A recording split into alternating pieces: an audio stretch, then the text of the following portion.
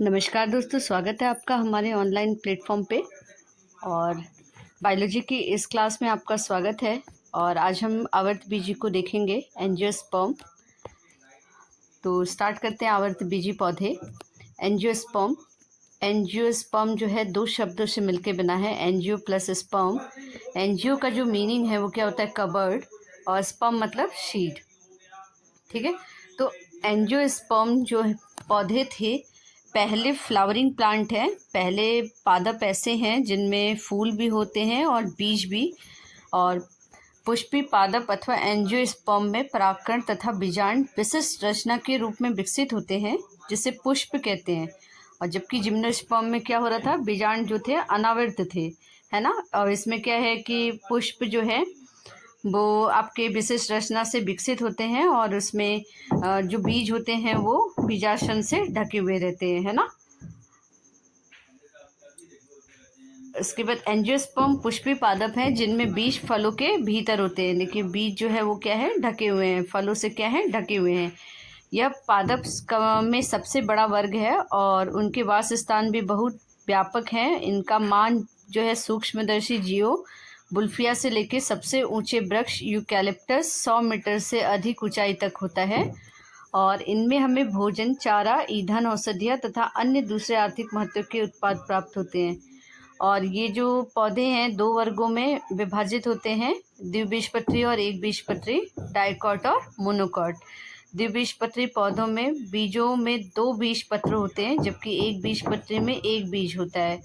और एग्जाम्पल के लिए अगर हम देखें तो देखिए, अगर आम के बीज को अगर हम बीज से फाड़ेंगे तो ऐसे दो भागों में विभक्त होगा, है ना। और एक बीजपत्री में तो ये क्या होगा, द्विबीजपत्री। और जैसे मक्के का पौधा, मक्के का बीज है, देखिए उसे अगर हम बीज से फाड़ेंगे तो वो ऐसा ही दिखता है, एक ही बीज उसमें होता है, यानी कि दो भागों में विभक्त नहीं होता है, तो वो क्या होंगे आपके एक बीजपत्री, है ना। तो मक्का इसका एग्जाम्पल है एक बीजपत्री का, और द्विबीजपत्री का आपके सेब है, आम है और संतरा है, तो सारे क्या हैं, द्विबीजपत्री के एग्जाम्पल है। पुष्प में द्विबीजपत्री पौधों के बीज दो बीजपत्र होते हैं, ठीक है। अभी बताया, जैसे ये आम का है तो उसको बीज से फाड़ेंगे तो ऐसे दो भागों में विभक्त हो जाएगा और वे द्विबीजपत्री पौधे होंगे। और जबकि एक बीजपत्री पौधे में एक ही बीजपत्र होता है, जैसे मक्का, है ना। पुष्प में नर लैंगिक अंग पुंकेसर लघु बीजाणु पत्र में होता है। प्रत्येक पुंकेसर में एक पतला तंतु होता है जिसकी चोटी पर परागकोश होता है, और मियोसिस के बाद परागकोश से परागकण बनते हैं। पुष्प में मादा लैंगिक अंग स्त्रीकेसर अथवा अंडप होते हैं, और स्त्रीकेसर में अंडाशय होता है जिसके अंदर एक या एक से अधिक बीजांड होते हैं, और बीजांड के अंदर बहुत सी नयनीकृत मादा युग्मोद्भिद होता है जिसे भ्रूणकोश कहते हैं।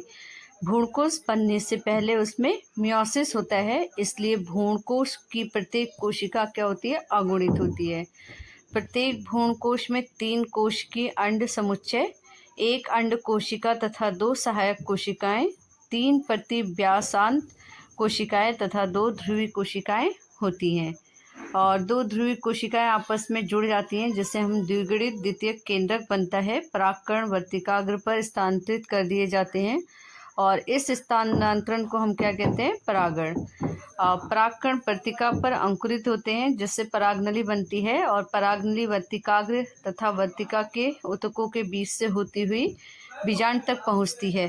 परागनली भ्रूणकोश के अंदर जाती है जहां पर फटकर यह दो पर युग्मकों को छोड़ देती है, और इनमें से एक नर युग्मक अंड कोशिका में संलग्नित हो जाता है, ठीक है। तो परागनली के वर्तिका के ऊतकों के बीच से होती हुई जो है आपकी स्पोर्स हैं वो बीजांड तक पहुंचते हैं, और परागनली जो है भ्रूणकोश के अंदर तक जाती है, और जो युग्मक है वो फटकर वहाँ पे 2 भागों में छोड़ देती है, और नर युग्मक जो है अंड कोशिका में क्या हो जाता है, संलग्नित हो जाता है ना। जिससे एक नर युग्मनज बनता है और दूसरे पर युग्मनज द्विगुणित द्वितीयक केंद्र से संलग्नित करता है, जिससे त्रिगुणित प्राथमिक भ्रूणकोश केंद्रक बनता है। चूंकि इनमें दो संलग्न होते हैं इसलिए इसे द्विनिषेचन कहते हैं, डबल फर्टिलाइजेशन कहते हैं। द्विनिषेचन जो है एंजियोस्पर्म का अद्वितीय गुण है और युग्मनज भ्रूण जिसे एक अथवा दो बीजपत्र हो सकते हैं में विकसित हो जाता है और प्राथमिक भ्रूणकोश केंद्रक में विकसित हो जाता है। भ्रूणकोश विकासशील भ्रूण को पोषण प्रदान करता है। इन घटनाओं के दौरान बीजांड से बीज बन जाते हैं तथा अंडाशय से फल बन जाता है। निषेचन के बाद सहायक कोशिकाएं तथा प्रतिव्यासांत एंटीपोडल कोशिकाएं लुप्त हो जाती हैं और एंजियोस्पर्म के जीवन चक्र को इस प्रकार हम दिखा सकते हैं। देखिए, ये आपके परागकोश हो गए, ठीक है, और ये लघु बीजाणुधानी हो गई और ये लघु बीजाणु हो गए। अब यहाँ पे एन संतति कोशिका यानी कि लघु बीजाणु परागकण जो है आते हैं और ये नर युग्मोद्भिद है ना। तो नर युग्मोद्भिद से फिर अंड कोशिका तक ये जाते हैं, यहाँ से युग्मनज बनते हैं और फिर युग्मनज जो है वो नए पौधे को जन्म देते हैं। और यहाँ से देखिए वर्तिकाग्र से परागकोश कहाँ जाते हैं, परागकोश अंडाशय तक, ठीक है। परागकोश की मदद से जो युग्मनज हैं वो कहाँ तक जाते हैं, अंडाशय तक जाते हैं। और ये एंजियोस्पर्म का देखिए जीवन चक्र है, ठीक है।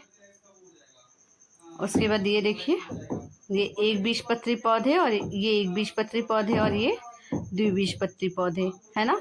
तो 100 मीटर से अधिक ऊंचाई तक के जो होते एक द्विबीजपत्री पौधे होते हैं और इनमें से हमें भोजन, चारा, ईंधन, औषधियाँ तथा अन्य दूसरे आर्थिक महत्व के उत्पादन प्राप्त होते हैं। और जो प्लांट हैं वो 2 वर्गों में विभाजित होता है, द्विबीजपत्री और एक बीजपत्री। तो ये आपके हो जाएंगे एंजियोस्पर्म में 2 द्विबीजपत्री और ये हो जाएगा एक बीजपत्री। तो आशा है आप लोगों को वीडियो अच्छी लगी होगी। चैनल को ज़्यादा से ज़्यादा लाइक करिए, शेयर करिए एंड सब्सक्राइब करिए। धन्यवाद।